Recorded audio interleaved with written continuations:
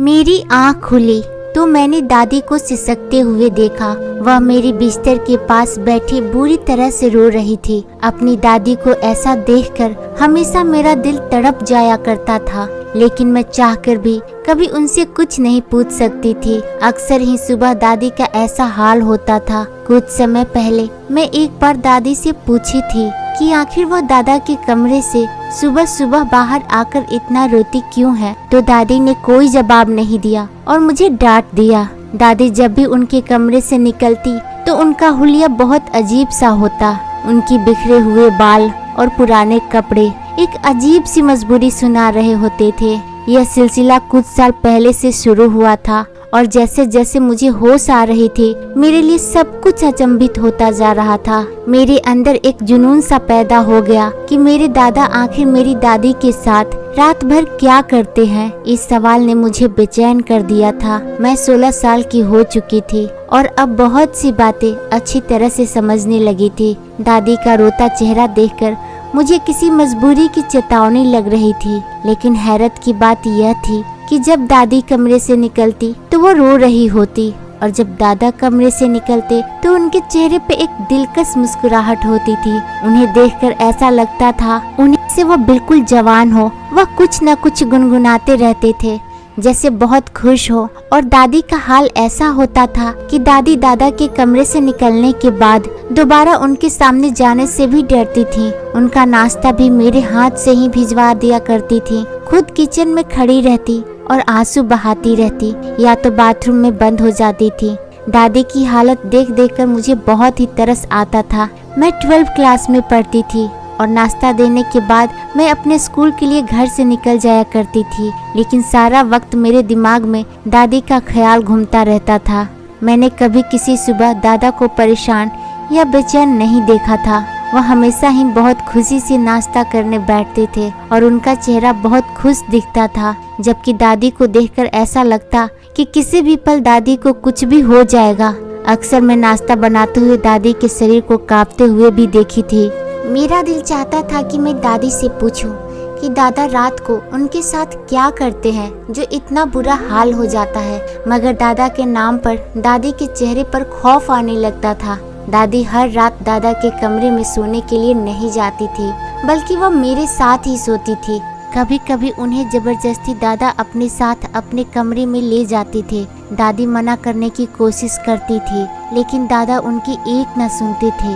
एक दिन मैं स्कूल में एक गहरी सोच में डूबी हुई थी कि अपनी दादी को अपने दादा के चंगुल से कैसे बाहर निकाला जाए। दादा मेरी दादी के साथ कुछ न कुछ गलत तो जरूर ही कर रहे थे। मैं ये सब सोच ही रही थी कि अचानक मेरी दोस्त मुझसे पूछती है, कहाँ खोई हुई हो? कुछ दिनों से देख रही हूँ, बहुत परेशान रहती हो। वह बार बार पूछने लगी कि मेरा ध्यान कहाँ रहता है। मैंने उसे अपने दादा और दादी के बारे में बता दिया। तुम्हारे दादा अंग्रेजी फिल्में तो नहीं देखते? सिमी ने अचानक से सवाल किया। मैं हक्का बक्का से देखने लगी। फिल्म का भला क्या मकसद था? फिर उसने बात बदल दी, लेकिन मेरी सुई उसी बात पर अटक गई।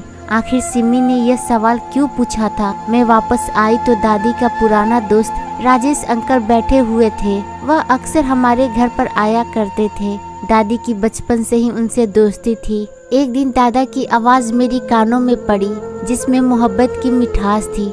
मुझे नहीं जाना तुम्हारे साथ, तुम हमेशा ऐसे ही करते हो। दादी ने एक बार फिर इनकार किया। तुम्हें सोचना चाहिए, हमारी पोती जवान हो गई है, लेकिन तुम्हें इस बात से कोई फर्क नहीं पड़ता। दादी ने धीमी लहजे में दादा को जवाब दिया। दादा ने जबरदस्ती दादी का हाथ पकड़कर उठाया और अपने साथ लेकर चले गए। मुझे अजीब सी घबराहट होने लगी थी। दादा दादी के साथ ना जाने क्या करते थे और सिमी की अंग्रेजी फिल्म वाली बात भी मेरे दिमाग में अटक गई थी।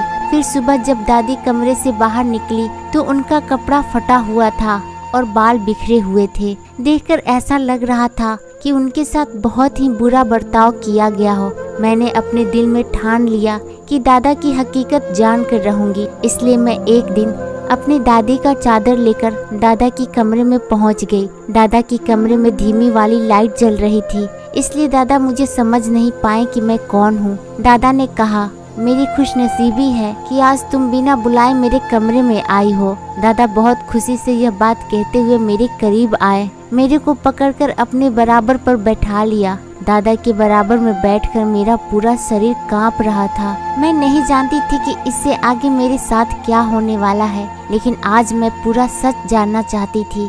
दादा बहुत ही प्यार से कहने लगे, पोती जवान हो गई है। यह बात कहकर तुम मुझसे इस कदर दूर हो जाओगी कि मुझे तुम्हें अपने कमरे में जबरदस्ती लाना पड़ेगा। मेरा भी तो तुम पर कुछ हक है।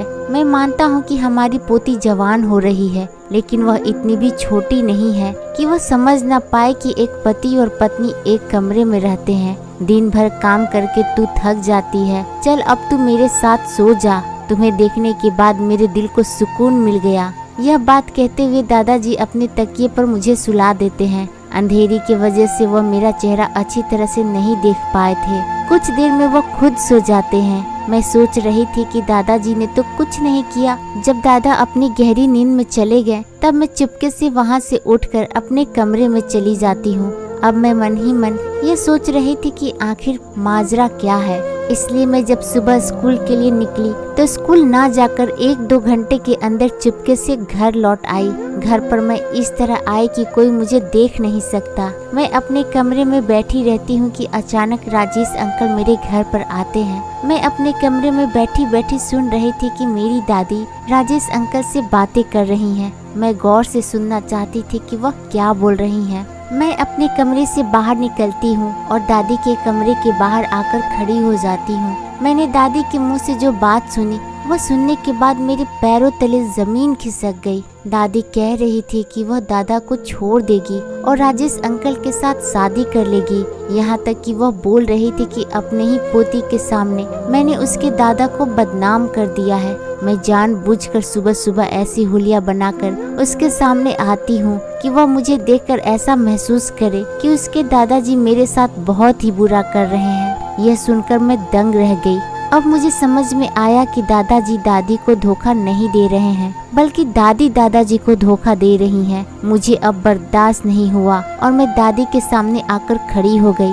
मैंने दादी से कहा, आपको शर्म नहीं आती है? आप अपनी उम्र देखिए, क्या आपको इस उम्र में ऐसी बातें शोभा देती हैं? दादी बुरी तरह से डर जाती है और अब अपनी सर झुका लेती है। मेरे गुस्से को देखकर राजेश अंकल वहां से चले जाते हैं। कुछ देर में दादाजी भी घर चले आते हैं। मैंने सारी घटना अपने दादाजी को बता दिया। फिर दादाजी ने दादी को समझाते हुए कहा, मैं जानता था कि तुम्हारा चक्कर राजेश अंकल के साथ चल रहा है, लेकिन यह ठीक नहीं है। मैं हमेशा अपने मन में यही सोचता हूँ कि कभी न कभी तुम्हें गलती का एहसास होगा और तुम मेरी हो जाओगी। दादी को अपनी गलतियों का एहसास हो चुका था। दादी दादा के पैरों पर गिर जाती है और माफी मांगने लगती है। दादाजी दादी को माफ कर देते हैं और हम तीनों फिर से खुशी खुशी रहने लगते हैं। दोस्तों, अगर ये कहानी अच्छी लगी हो तो प्लीज मेरे इस नए चैनल को सब्सक्राइब करें।